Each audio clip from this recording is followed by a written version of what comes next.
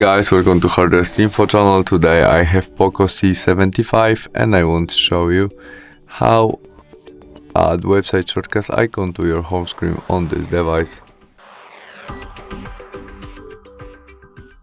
We start off opening our Google Chrome application and open your website which you want to add to your home screen as shortcut icon. I have airplane mode, I must turn off it. And there, after we open it, press 3 dots on the right corner and choose Add to Home Screen. In this part you can custom name of your shortcut icon, you can delete something, delete all, write something new what you need and prefer. And after you customize it, press Add. And that's all. We have our shortcut icon on our home screen right now. Thanks for watching, see you soon, bye!